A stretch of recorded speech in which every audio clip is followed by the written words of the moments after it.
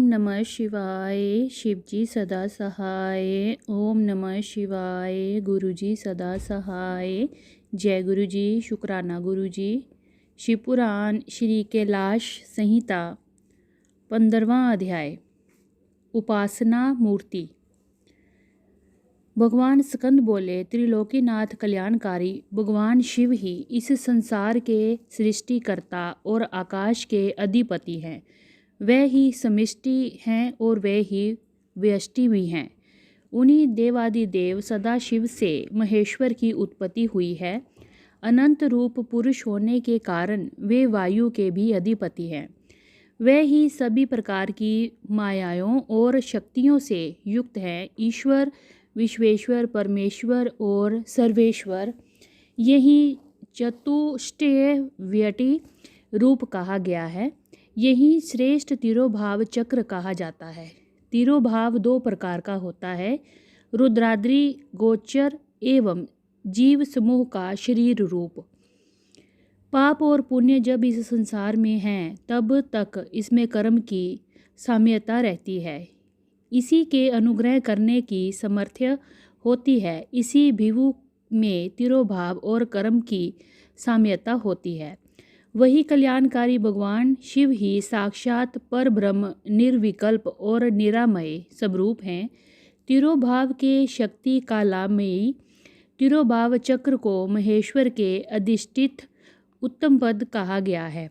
महेश्वर के चरणों की सच्चे हृदय से भक्ति करने वाले को यही पद प्राप्त होता है। उन्हीं महेश्वर के 1000वें अंश से रुद्र उत्पन्न हुए हैं। वे अधीर, शरीरधारी और तेज तत्व के स्वामी हैं। वे प्रभु ही वाम भाग में देवी गौरी शक्ति धारण करते हैं। रुद्र ही पापियों का संहार करने वाले हैं। व्यष्टि रूप शिव हर, मुंड और भव अद्भुत चक्र विदित हैं। ये सप्रावरण से रक्षित होते हैं। इनके ऊपर की ओर 10 गुना जल है। इस जल के मध्य में रहने वाले को श्रुति द्वारा जल मध्यस्यायी कहा गया है। भगवान शिव अनुग्रह, तिरोभाव, संहार, स्थित एवं सृष्टि से युक्त होकर नई नई लीलाएं करते रहते हैं। वे ही सर्वशक्तिमान ईश्वर हैं। इति श्री 15वां अध्याय समाप्त। 16वां अध्याय। शिव तत्व विवेचन। सूची बोले, मुनि वामदेव को भगवान स्कंद के मुख से ओंकार रूपी अमृत कथा का श्रवण करके आनंद की अनुभूति हुई। वे बोले, हे प्रभु, इस अमृतमयी कथा को सुनकर मेरा ज्ञान और बढ़ गया है। परंतु फिर भी मैं आपसे एक प्रश्न पूछता हूँ। भगवान सदा शिव से लेकर कीर्ति पर्यंत तक इस जगत में स्त्री पुरुष ही दिखाई देते हैं। इस रूपवान अद्भुत संसार की उत्पत्ति का कारण वह परमेश्वर ही हैं, जहाँ कोई अन्य रूप है। विद्वान और शास्त्रों के अनुसार इसके अनेक प्रकारों का वर्णन करते हैं। कृपया कर मुझे जगत सृष्टा भगवान शिव के भाव का वर्णन कीजिए। मुनि वामदेव के इस प्रकार उपनिषद गर्भित रहस्य को समझकर स्कंद देव बोले, हे महामुनि, जिन प्रकार शिव तत्व, शिव ज्ञान को आप सुनना चाहते हैं वह तो आपको सुनाता हूँ। यही ज्ञान मेरे पिता देवादिदेव भगवान शिव ने मेरी माता देवी पार्वती को सुनाया था। उस समय मैं बालक छोटा सा था और माँ की गोद में बैठकर दूध पी रहा था। वह बातें आज भी मुझे याद हैं। कर्म सत्ता से लेकर सभी शास्त्रों में लिखा सभी कुछ ज्ञानदायक है। आप जैसे ज्ञानी पुरुष ही इतना कुछ जानते हुए भी भगवान के विषय में और अधिक जानने की जिज्ञासा रखते हैं। परंतु मूर्ख और अज्ञानी पुरुष तो सब कुछ जानते और समझते हुए भी ईश्वर के स्वरूप से इनकार कर देते हैं।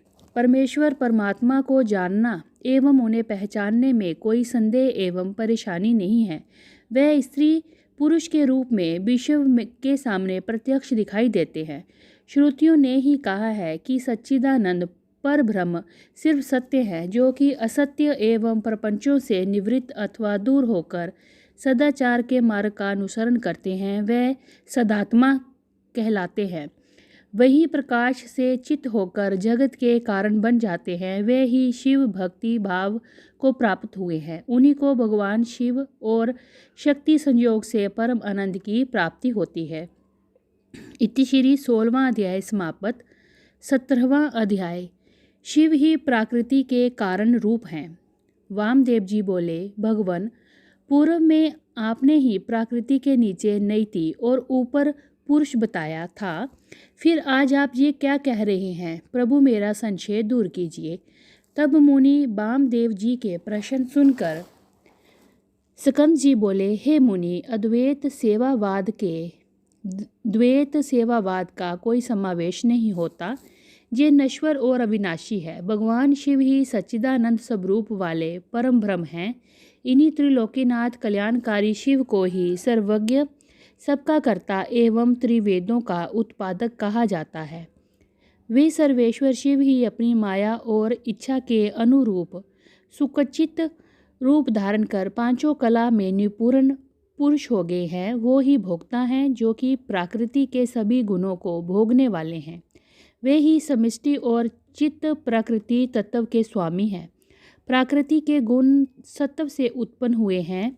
गुणों से बुद्धि और बुद्धि से ही अहंकार की उत्पत्ति होती है। तब उससे तेज और उससे मन, बुद्धि, इंद्रिय, कान तत्व, चक्षु, जीवा, शब्द, रूप, स्पर्श, रस, गंध प्रवृत्ति को बुद्धि और इंद्रियों में स्रोत का क्रम कहा गया है। वैचारिक अहंकार से कम, जिन्हें मुनियों ने सूक्ष्म कहा है। फिर तन मंत्राएं एवं शब्द के रूप में हुए, जिनसे आकाश, वायु, अग्नि, जल और पृथ्वी की उत्पत्ति हुई। ये ही पंच महाभूत कहलाते हैं। शब्दादि रूप, रस, गंध उनकी तन मात्राएं कहलाएं। आकाश, वहन, पाचन, वेग आदि पांच महा कहलाएं।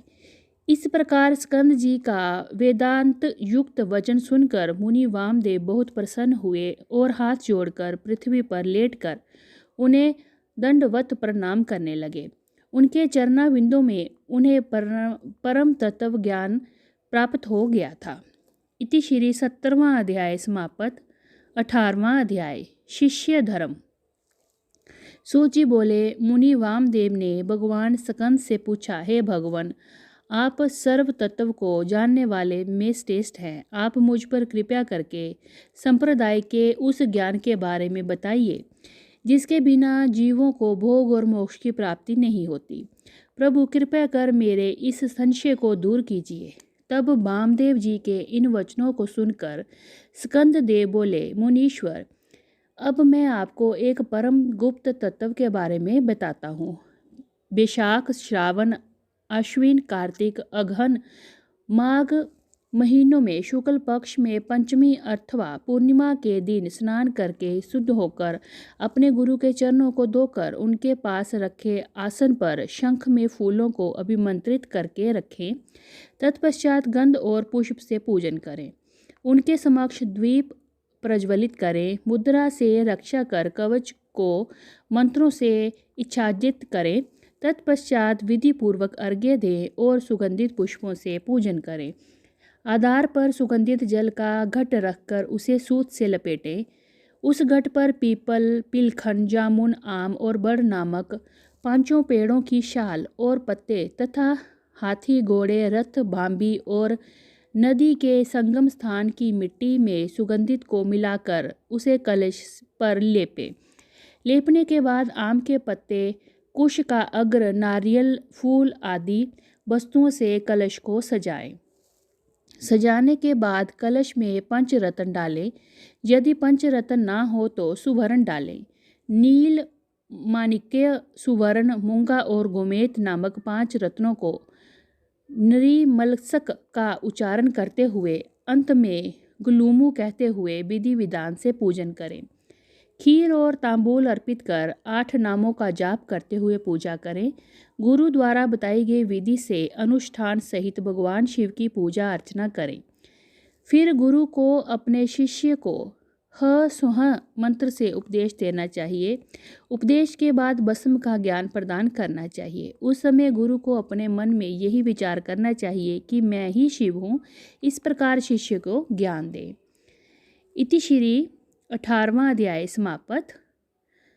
ओम नमः शिवाय। शिवजी सदा सहाय। ओम नमः शिवाय। गुरुजी सदा सहाय। जय गुरुजी। अनंतम अनंतम शुक्राना गुरुजी।